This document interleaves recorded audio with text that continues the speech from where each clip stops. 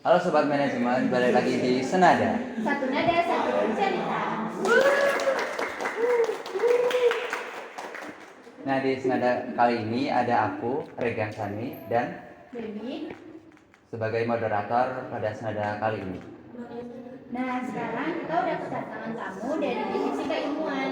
Sebelumnya boleh perkenalan dulu, namanya siapa, jabatannya apa di divisi keilmuan, dan program apa aja yang ada di divisi ini. Mungkin dari aku dulu ya, perkenalkan. Nama aku Puput Sedaningsi. Di sini aku diamanahi sebagai kepala divisi dari keilmuan. Mungkin Oke, kenalin aku Anissa Merwati. Di sini aku diamanahi sebagai wakil kepala divisi keilmuan. Jadi di divisi keilmuan itu mempunyai 3 anggota internal. Yang pertama itu ada Naila Salsabila Zahrani, yang kedua itu ada Muhammad Adrian Zahadil Irawan, yang ketiga itu ada Eris Satria Yuda. Muhammad Eris Satria Yuda. Lanjut ke prokernya di divisi keilmuan itu ada apa aja sih? Oke, baik. Untuk proker di divisi keilmuan itu ada 4 proker. Yang pertama itu ada sentra, sarana edukasi dan literasi mahasiswa. Terus yang kedua itu ada Sapa Ceria, yang ketiga ada Smart Right, yang keempat ada otopsi. Nah, berarti sekarang bisa nih kita ngulik-ngulik tentang prokernya itu. Oke. Dari sentra dulu deh. Jadi sentra itu kan sarana edukasi dan literasi mahasiswa. Ya. Nah, literasi ini kan sering dianggap membosankan tuh bagi mahasiswa. Nah, dari keilmuan sendiri melalui sentra ini strategi apa sih biar literasi ini bisa lebih menarik dan nggak membosankan? Baik, jadi di program kerja sentra ini kita tuh tidak hanya memberikan informasi melalui pamflet. Jadi kita tuh beberapa kali pernah membuat konten. Masih ada mahasiswa yang mungkin minim literasi gitu, kayak udahlah skip aja mengenai informasi ini. Aku sih paling skip mungkin. Jadi dengan adanya ada konten itu kayak kepo ini tuh apa sih, informasi apa, kayak gitu sih untuk inovasi di di sentra ini. Terus apa aja bentuk dari sarana yang disediakan dari divisi keilmuan ini di proker sentra ini? Kayak misal cuman berupa pamflet atau ada inovasi lainnya gitu. Seperti yang udah aku sampaikan tadi ya. Jadi di sentra ini tuh kita tidak hanya meng-share informasi melalui pamflet, tapi kita juga membuat konten. Selain ada program sentra ini kan ada Smart Right nih ya. Ya. Itu kayak fokus buat nyusun proposal PKM. Betul. Oke. Jadi banyak yang takut PKM itu kayak ribet gitu bagi mahasiswa. Nah, gimana cara Smart Right ini bisa bimbing mahasiswa yang dari nggak ada ide bisa jadi submit proposal PKM? Aku izin menjawab ya. Mungkin dari Smart Right ini kita juga bisa membantu teman-teman itu buat mencari ide dari yang emang mereka mau ulik buat topik. Nah, jadi tuh kita juga mewadahi untuk mahasiswa tuh bisa belajar mencari ide, latar belakang, serta sampai ke penyusunan proposal di Smart Right ini. Betul. Jadi di Smart Right ini tuh kita mewadahi mahasiswa yang masih bingung. Mungkin PKM itu apa sih? PKM itu ada apa aja? Nah, nanti bisa terjawab di situ. Terus biasanya itu mahasiswa kan sering blunder ya di bagian mana pas bikin proposalnya nih gitu. Solusi paling simpel dari kalian tuh gimana? Solusi paling simpel. Nah, itu sebenarnya dengan adanya Smart Right ini kita memberikan peluang nih bagi teman-teman yang mungkin masih bingung bisa mengikuti seminar itu. Jadi pertanyaan yang mungkin masih bingung bisa ditanyain di pas seminar. Lalu di PKM itu kan ada dosen pembimbing ya. Nah, jadi mungkin setiap kelompok itu bisa menanyakan mungkin masih bingung mengenai apa step-stepnya itu ngapain aja, bisa ke dosen pembimbing. Terus yang ketiga ini kan ada proker Sahabat Ceria. Ya. Nah, Sahabat Ceria ini tuh kolaborasi sama divisi Sosmas. Nah, ini tuh kayak menarik banget kan ya, kayak kolaborasi antar divisi gitu. Apa alasan dibalik penggabungan unsur keilmuan dengan sosial masyarakat dalam proker Sahabat Ceria ini? Mungkin buat penggabungan unsur dari keilmuan sama sosial masyarakat ini tuh karena dari proker Sahabat Ceria ini kan kita lebih tertuju ke panti asuhan. Nah, di panti asuhan itu kita tuh bakal kayak mempelajari anak-anak tuh kayak ada kelas literasi, terus fun game yang interaktif, serta buat di sosialnya ini nanti dari divisi Sosmas ini itu bakal lebih yang ke berbagi gitu.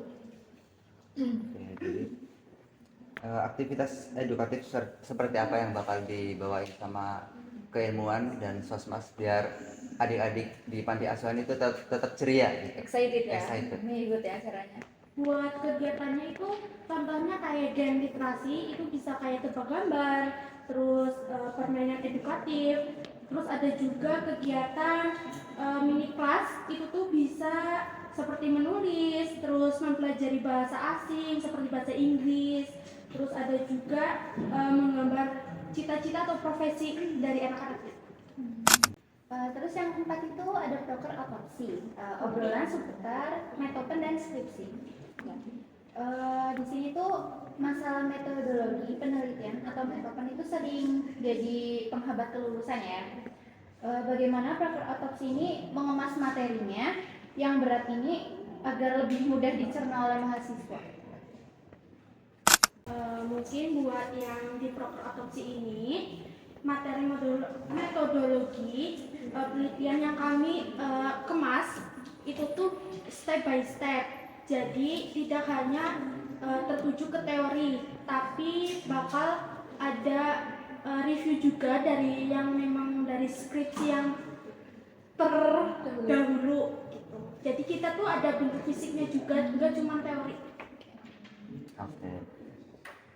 Dalam sesi otopsi ini, apakah dari divisi keilmuan itu bakal mendatangkan dosen atau alumni buat berbagi tips sama trik buat nanganin revisi gitu? Ya, untuk di dalam otopsi ini dari divisi keilmuan bakal mengajak dosen itu sebagai pemateri dan narasumber. Dosen akan memberikan penjelasan mengenai skripsi terkait metodologi juga, serta tips menghadapi Metopen, ya tugas akhir gitu. Tugas akhirnya. Oke. Nah, tadi kan kita tanya tentang dosen dan alumni yang akan dihadirkan. Nah, Ya. kebetulan yang alumni itu belum dijawab, mungkin bisa tolong dijawab. Oke, jadi izin jawab ya. Untuk otopsi itu kita masih rencana sih untuk mengikut sertakan alumni, itu masih rencana. Terus apa tadi? Aku lupa. Oh ya, terus mungkin jadi terus buat teman-teman mungkin dipantengin aja informasi lebih lanjutnya mengenai apa seminar otopsi itu kapan bagi mahasiswa yang akan masuk ke semester 5. Tuh, coming soon. Coming soon. Ditunggu. Dari keempat proker yang ada di divisi keilmuan, proker apa yang paling menantang atau paling susah yang dieksekusi? Menurut aku itu ada proker otopsi. Mungkin bisa dijelaskan mengenai otopsi itu kenapa berat Susahnya dan di susah. bagian apa? Susahnya bagian apa? Dari aku pribadi juga dari keempat proker yang ada di divisi keilmuan itu menurutku yang berat juga di otopsi, karena di otopsi sendiri itu kan itu buat prokernya itu lebih ke metopen dan skripsi ya. Nah, sedangkan untuk mahasiswa itu cenderung lebih takut untuk menghadapi metopen dan skripsi itu. Kadang sampai ada yang bilang mahasiswa tuh bilang kayak metopen itu menyeramkan, kayak Yeah. gitu. Ada main. Nanti disuruh ya, Ben. Nah, dari proker itu untuk dampaknya bagi mahasiswa umum itu apa? Izin dijawab ya. Menurut aku dampak yang apa ya nantinya bisa didapatkan sama mahasiswa itu tuh kayak mahasiswa mempunyai pandangan nantinya dari mahasiswa ini tuh mau mengambil jalur apa dan mau mengambil konsentrasi apa gitu. Jadi kayak udah tahu nih, oh kalau pemasaran kayak gini, kalau SDM kayak gini, kalau keuangan kayak gini kayak gitu. Oke. Terakhir itu apa pesan atau closing statement dari divisi keilmuan untuk mahasiswa yang mungkin sedang malas baca sentra, takut ikut PKM atau sedang berjuang dengan skripsinya? Mungkin motivasinya kayak yang proker sentra itu informasi yang di share sama proker sentra itu bermanfaat guys. Jadi kalian tuh jangan apa ya kayak menganggap apa ini langsung skip aja tuh jangan. Siapa tahu kalian bisa terlewatkan mengenai informasi itu. Kayak mungkin ada magang nih, jadi kalian dapat info dari situ. Terus nanti kalian juga bisa mengikuti magang itu. Jadi infonya nggak ketinggalan gitu. Literasinya lebih ditingkatin lagi. Terus untuk yang kedua tadi Smart Ride. Untuk Smart Ride ini kan udah mulai jalan ya. Sekarang udah pembukaan batch 3 kalau nggak salah. Iya nggak sih? Udah pembukaan batch 3. Jadi diharapkan teman-teman yang sudah mengikuti, yang sudah lolos itu ya alhamdulillah ya. Maksudnya mereka bisa mencapai goalsnya. Yang mungkin yang belum mengikuti, siapkan apa ya? Masalah yang akan kalian bawa itu dengan apa ya permasalahan yang unik, tapi kalian juga bisa mengatasi masalah-masalah itu dikemas dalam PKM-nya kalian kayak gitu. Itu ada motivasi yang buat yang sedang berjuang dengan skripsinya. Boleh disampaikan? Motivasi ya. Jangan tunggu merasa siap. Kata-kata hari ini. Kata-kata hari ini. Jangan tunggu merasa siap untuk memulai. Mulai dulu. Kami siap berjalan bersama.